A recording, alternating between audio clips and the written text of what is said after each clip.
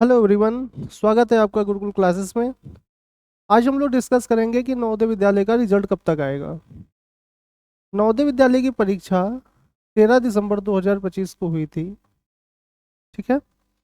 और इसका जो रिजल्ट रहेगा, रिजल्ट अप्रॉक्सीमेट, आप कम से कम मान के चलिए कि नवोदय विद्यालय का जो रिजल्ट होता है वो आने में 2 महीने तो लगते ही हैं। मतलब नवोदय का रिजल्ट कभी भी 2 महीने से पहले नहीं आया है। तो 13 दिसंबर को आया था, 13 दिसंबर को परीक्षा हुई थी।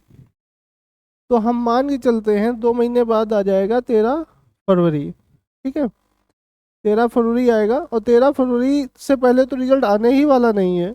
रिजल्ट कब तक आएगा? रिजल्ट आएगा फरवरी लास्ट में आएगा, मार्च के, फरवरी के अंतिम सप्ताह में। कब आएगा रिजल्ट? रिजल्ट आएगा फरवरी अंतिम सप्ताह। कब आएगा? फरवरी अंतिम सप्ताह अथवा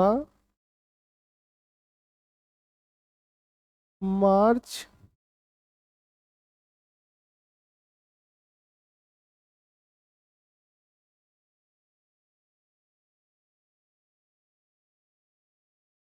ठीक है, अब क्लियर हो गया ज़्यादा।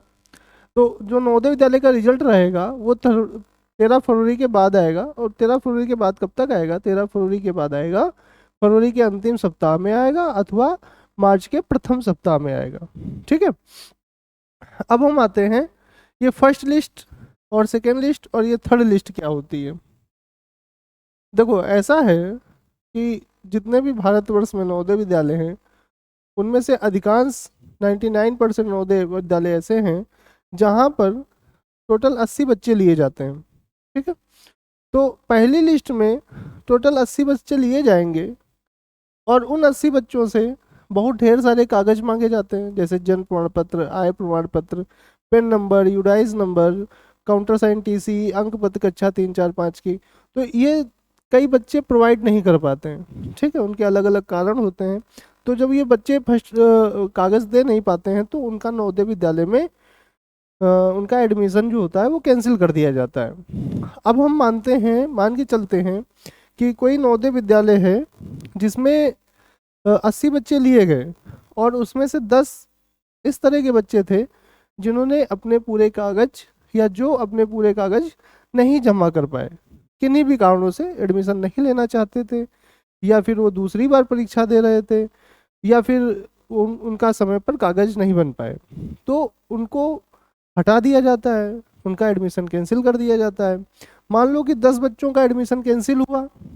ठीक है, मान लो 10 बच्चों का एडमिशन कैंसिल हुआ तो उसमें से 10 बच्चों की लिस्ट जो है वो सेकेंड लिस्ट में निकलेगी। ठीक है, ये 10 मैं लिखे दे रहा हूँ, 10 से ज़्यादा भी हो सकता है, 10 से कम भी हो सकता है। ओके। अब इन 10 बच्चों को बुलाया जाएगा, ये 10 बच्चे पहुँचेंगे। ठीक है, ये 10 बच्चे पहुँचेंगे, इनसे भी उसी तरह के कागज मांगे जाएंगे, आय, जाति प्रमाण पत्र, पेन नंबर, यूडाइज नंबर, अंक पत्र और टीसी, ये सब मांगी जाएंगी। इसमें से भी कुछ बच्चे होंगे, मान लेते हैं 2 बच्चे ऐसे हुए जो सभी कागज या दस्तावेज नहीं दे पाए। जब नहीं दे पाएंगे तो उन 2 बच्चों को हटा दिया जाएगा। तो जो बच्चे हट जाएंगे फिर उनके लिए 2 बच्चों के लिए थर्ड लिस्ट निकलेगी। तो बात समझ में आई? तो इस तरह होता है फर्स्ट लिस्ट, सेकेंड लिस्ट और थर्ड लिस्ट। कितने दिनों के बाद आती है? फर्स्ट लिस्ट का मतलब होता है रिजल्ट। रिजल्ट तो हम बताए ही आपको, फरवरी अंतिम सप्ताह में आएगा या फिर मार्च के प्रथम सप्ताह में आ जाएगा। सेकेंड लिस्ट आएगी फर्स्ट लिस्ट के 2 महीने बाद। कितने महीने बाद?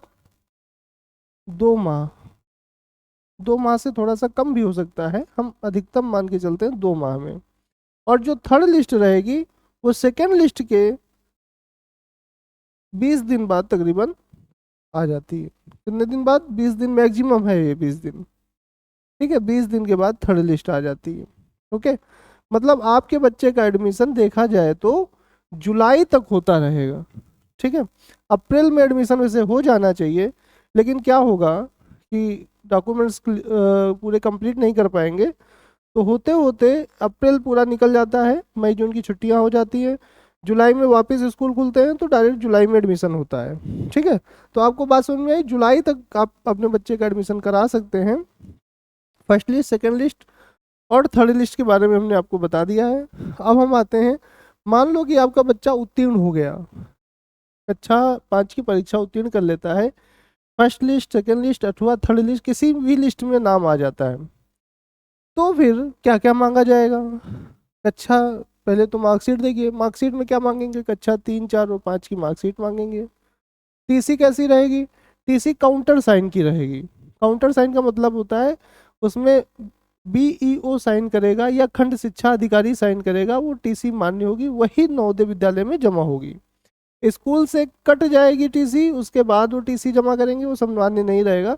स्कूल से टीसी कटेगी, फिर वो टीसी लेके खंड शिक्षा अधिकारी साइन करेगा, तब जाके आपको काउंटर साइन टीसी कहलाएगी, वो नवोदय में जमा होगी।